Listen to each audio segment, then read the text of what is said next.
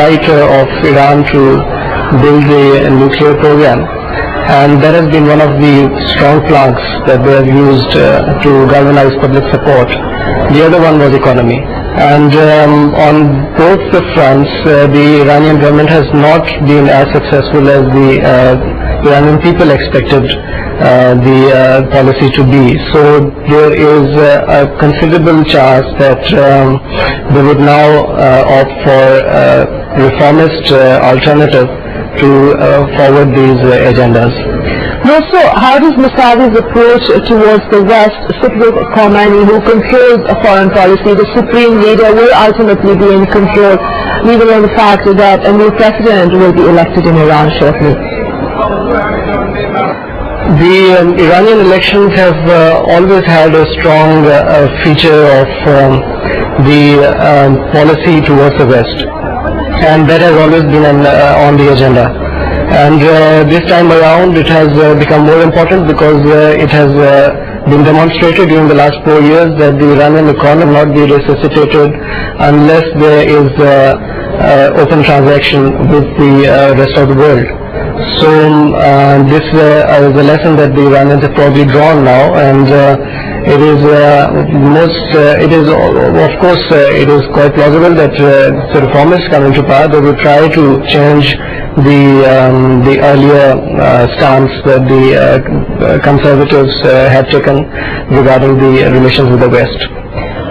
So, Mr. Tehsin, in other words, you're saying that in the case that the reformist candidate comes in, say Mousavi comes in, his new government's overtures towards the Obama administration, his relations with the West, will they change significantly from Ahmadinejad's time? Will we see that shift? Because as I said earlier, the supreme leader Ayatollah Khomeini is in charge primarily of foreign policy, and I would say that's not going to change overnight. That's true. The ultimate authority rests with the supreme leader, and that is Ali Khamenei. And the president only has a limited leeway in these matters. But nonetheless, the office of the presidency still is an important platform in the Iranian political system, and the reformists, if they come into power, they can change, bring some change, but of course there is also the element that how far the Americans are serious and how much would they want to change the structural elements in the bilateral equation. So rhetoric is one thing, but actual progress needs changes in the systemic features and the structural changes in the equation. So that is also important.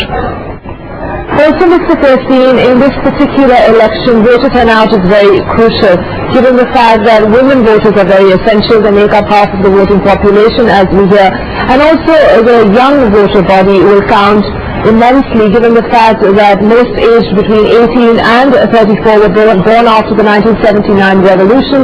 They are hankering for change.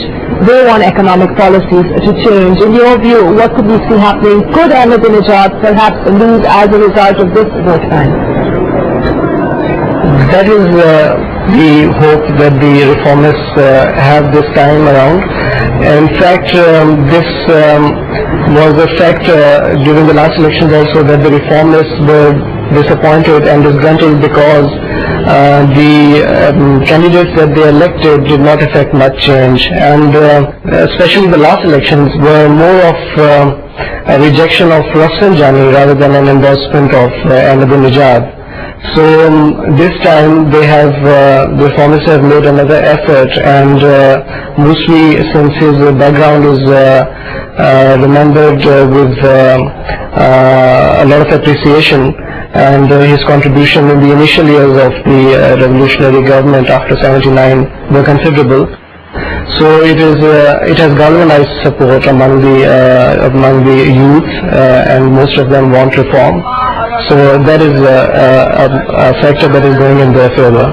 Also, very briefly, I want to ask you about Mahmoud Ahmadinejad's chances at this point, because he does have the support of the Revolutionary Guard, he has the support of from provinces, rural towns and cities where the masses, he has given to the masses economic benefits. So do you see some sort of win perhaps for Ahmadinejad? And analysts at this stage perhaps even being naive that the reformists could come in again?